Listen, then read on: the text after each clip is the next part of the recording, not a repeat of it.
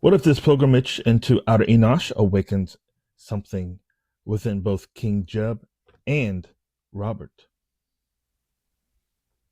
Why does King Jeb need a cane to walk? Is having a monk driver necessary? What if Queen Gwen's cheerful demeanor at the festival is a mask, and she's secretly planning to confront Erionna about the prophecy? And what's up with Anjelique and her decision to walk home alone across the Emerald Bridge without protection? Find out this and more as we begin Act 2, Apocalypse Rising. Chapter 5, The Pilgrimage, here on Free Your Mind. Hit it.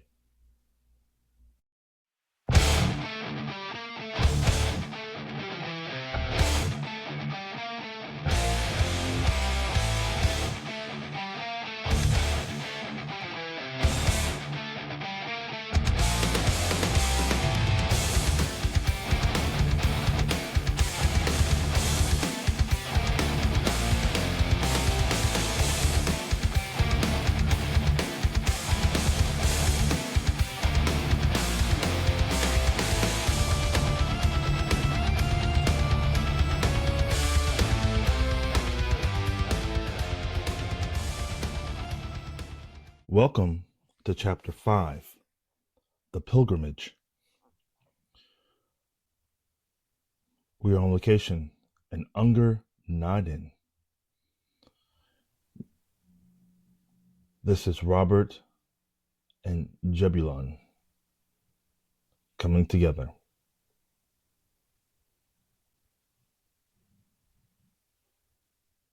King Robert waited contently in the middle of the roundabout.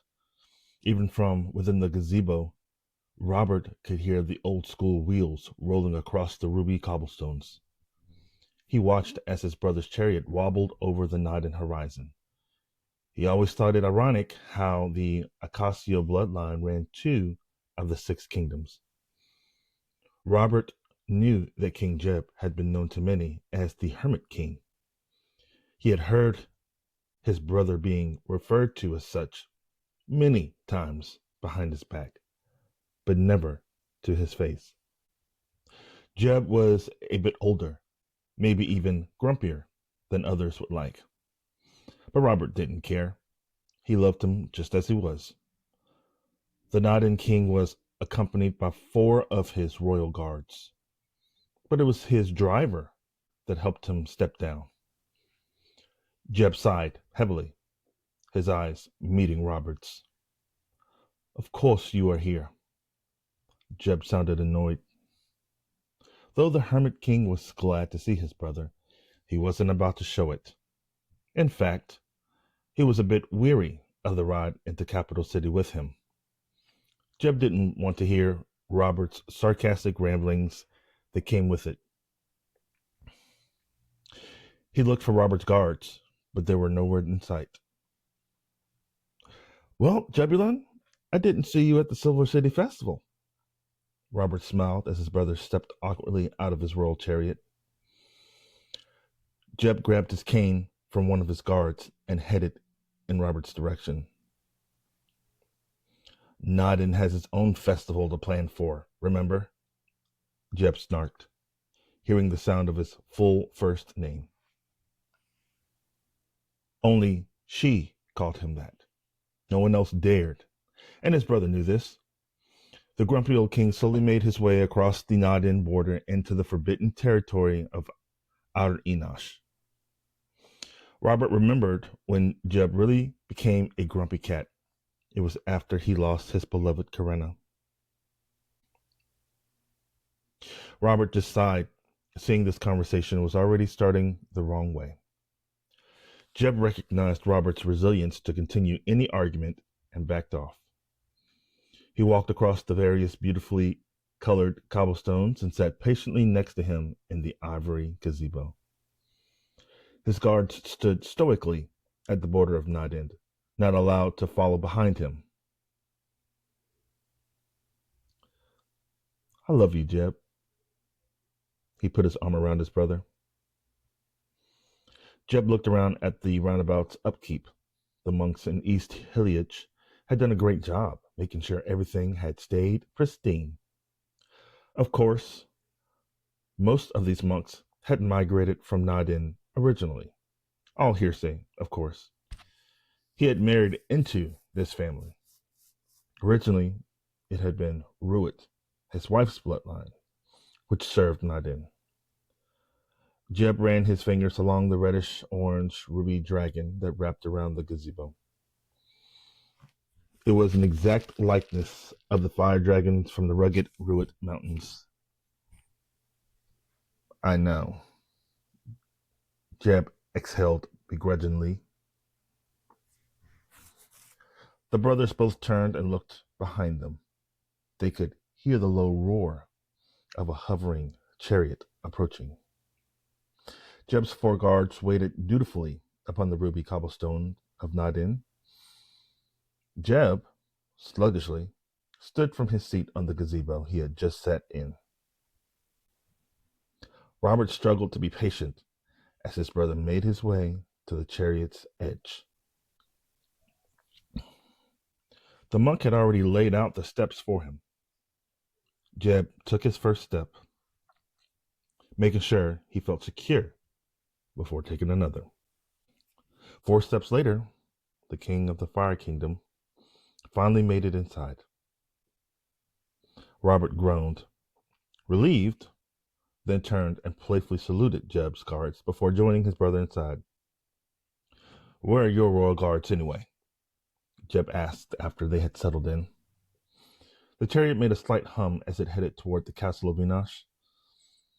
Jeb always found it interesting how these contraptions never strayed from the multicolored cobblestone road.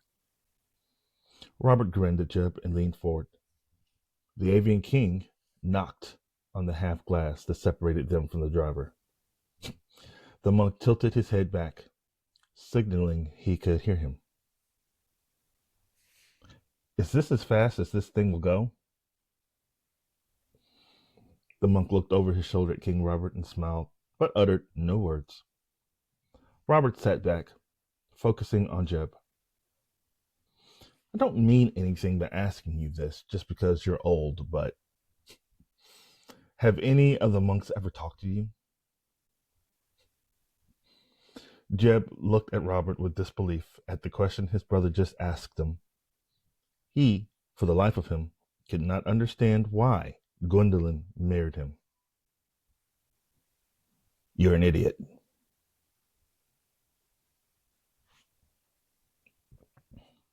Location: Eisle, Camaal.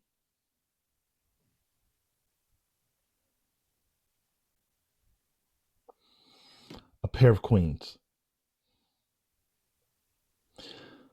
The Queen Mother was glad to be done with it. Festivals are always fun, but the Camaal one was the hardest to handle. Anjelique knew this. She was sure it was why her daughter accompanied her to the gazebo in the first place. And then the way he flew around Uncle Donovan before they started the light show, man, he is just everything. Anjelique was just rambling on. "I don't know why you don't just tell me who he is." "What makes you think I know anything?" Erionna giggled and smiled. "Really? You're like the oldest?" Erionna gazed daggers at Anjelique so fast, the princess quickly corrected herself. Wisest? Yeah, so wise. You know everything." Erionna replied with a soft smile. "Gwen is here already." She and the princess had doorwayed into Ural from Eisle. The Emerald Road went straight through Ural to the Camaal Enosh border. It was still quite a walk, but Erionna was glad they took it. mother and daughter, stopped atop the emerald bridge. Lifting her dress enough with both hands, Gwen hustled over to them, hugging them both. Their driver, a monk stationed in Palo Alma, was already there. Queen Gwen was just waiting for the Lady Dragon's arrival. She hugged her, prancing like a giddy schoolgirl. She grabbed Erionna by the arm and pulled her toward their ride. We gotta go. As the chariot began to move, Erionna stuck her body out of one window. Gwenyth did the same, and the pair, waving goodbye to Anjelique as the chariot pulled away from her. The princess stood atop the small stone bridge, waiting for them to disappear over the horizon before she decided to head back toward the palace. Two Camaal guards appeared from a doorway behind her. She just walked past them, ignoring them. She knew Admiral Lipscomb had sent them to keep her safe. It was surely a command of her mother's, but the Admiral knew she didn't need them. Bathed in the new light of the day, the princess forewent the doorway access, choosing to walk home. Thanks for the company, Gwenyth. Erionna broke the silence they had sat in since leaving the border. The Lady Dragon looked over at her friend as Gwenyth grabbed her hand and smiled. I am glad you wanted to ride with me instead of traveling alone. Me too, honestly. Robert and Jeb need to spend more time together, and it's actually good that he is doing so. I worry about Jeb. Gwen sighed. Gwen released Erionna's hand, leaning against the chariot's padded interior. The ride continued in silence as the avian queen became lost in thought. Memories of Corinna filled her mind. Jeb had lost both his wife and child on the same night. She and Erionna had lost a dear friend. Did the boy survive? Is the boy still out there? She thought about how no body had been found. Maybe after this council meeting, she'll ask the Lady Dragon to help her locate the young prince again. Gwen looked over at her, their eyes meeting coincidentally. Erionna could see the stress building in her. Well, Jeb's an old soul. He likes being private. She smiled, hoping to bring Gwen a level of comfort. Now you stop worrying about the past. Corinna wouldn't have wanted us being sad over it. Okay. Gwen smiled in return. I promise. No more sulking. Erionna moved from her seat over next to her friend. She held onto Gwen's hand again as the queen looked out the side window. She and Robert always loved riding together through Palo Alma. Gwen watched these monks in the fields with great wonder. Every monk she had ever seen were just so committed. Oh, they're so focused. Gwen couldn't believe they lived such simplistic lives. Her eyes glazed over in thought, watching them working along the countryside. They never acknowledged the passing vehicle, just kept focused on their tasks. She grinned a little, hearing Erionna's voice. Gwendolyn, I am beyond glad we have this time together. She thought back to the last time she and Erionna were truly alone, a time that was truly special for just the pair of them. The avian queen smiled her biggest smile. Quartz Equator.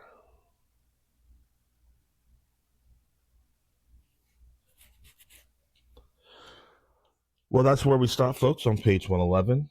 We have covered, man, so much. You have learned a lot about Jeb, his feelings for Robert, the queen, Erionna, her best friend, Queen Gwen, Robert's wife, and why they're riding separate, And not only that, but the fact that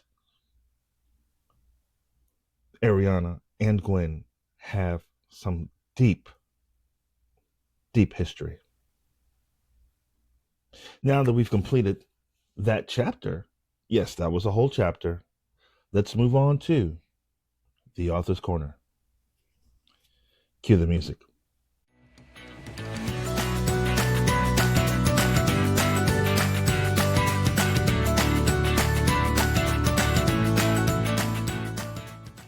Welcome back to the author's corner. That was a great reading that we just had. Act 2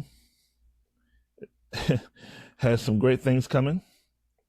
This might be where we stop. It's getting pretty close to the good stuff, right? So this means you're going to have to, if you have not bought the book, this is where you're going to need to do that, because who wants to start something and not finish it, right? Well, here we go. We're in Act 2, Apocalypse Rising. We are in Chapter 5, The Pilgrimage. This is the first 2 subchapters within that chapter that we have just covered, right? So in the beginning, I asked you, what if the pilgrimage into Outer Enosh awakens something within both King Jeb and Robert? And as you saw, that question was a little bit of a letdown, right? It didn't awaken what you thought it would. What really was awakened was their love for each other. You know, Jeb's stubbornness is a mask, and his love for his brother Robert is genuine. Though he doesn't show it the way that Robert does, it is 100% genuine. All right. The next question is, why does King Jeb need a cane to walk? And is having a monk driver necessary? Okay. So the cane thing has to do with something that happened to him during a very pivotal moment and sad moment in his life. And I can tell you that it's definitely connected to his wife, Corinna. May she rest in peace, right? As far as the monk goes, they are the inhabitants of Inner Enosh, right?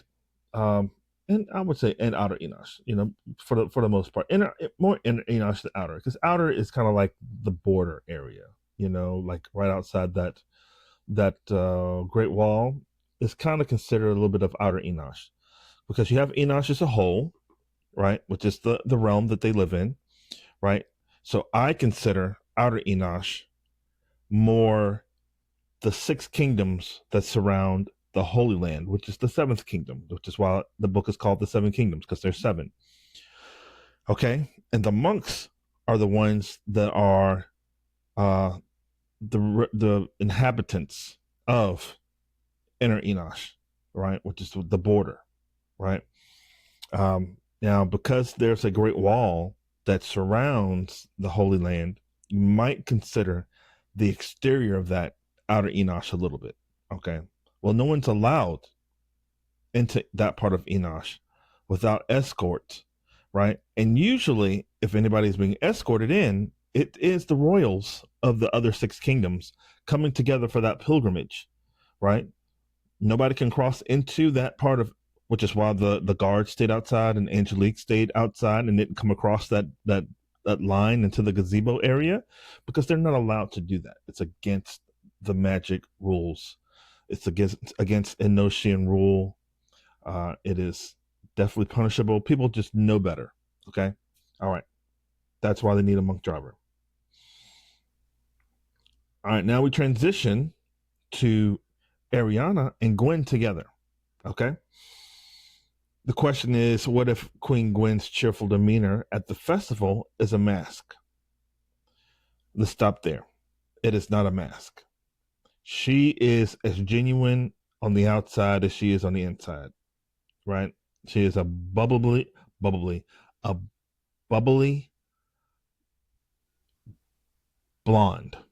Is that the one I want to say? Yeah, she's a very bubbly blonde, a very bubbly person. So she's very genuine. There is no mask. That's a misdirect, right? If you want to ever have one, I would say it's kind of a misdirect. But the rest of this says, let me reread this again to you. What if Queen Gwen's cheerful demeanor at the festival is a mask? It is not. And she's secretly planning to confront Erionna about the prophecy. Well, you read right there that she wants to talk to her about it, that they've had that conversation before, right? Where's Jeb's son? The boy just disappeared. No one knows, you know? Does the prophecy have something to do with that? You know? Has the time for the prophecy come? It's a lot of questions there. All right, the last question in this setup is what's up with Anjelique's decision to walk home alone across the Emerald Bridge without protection? Well, she's a warrior princess and she really doesn't want people following her. She likes to be free for the most part. She has a free spirit about her. And I really think that that's the only reason why. She kind of can go against protocol. Nobody's really watching her. So she can just, enjoy the walk back home, per se. And it's not like if she gets tired, she can't just be like, hey, can somebody conjure me a doorway or reach out to whoever, Admiral Lipscomb, and have her pop one up for me, So, but yeah, that's it, folks. Those are the questions. Those are the answers. And we've made it. So, I would say liking and subscribing would be your next step, right? And also sharing the video. So share this video. Okay, once again, like, subscribe, share. I just had a milestone happen. A couple of them, actually. So this past Sunday, right, on the 7th, the Seven Kingdoms was up on a billboard in New York City. How exciting is that? That's wonderful. And Wednesday, right, the team at the Reading Glass Books has transported 5 or more, I don't know how many, of my books to Manila, Philippines for their international book fair. And that's where I'm at right now, actually, until probably Sunday, that the festival, which I'm not at personally, but the book is in full swing, right? So exciting news is to come. We have another one next month in Frankfurt, Germany, right? And I'll keep you updated about that as well. But for now, that's it here on the Author's Corner. And don't free your mind. I look forward to seeing you on the next episode. Okay? Toodles.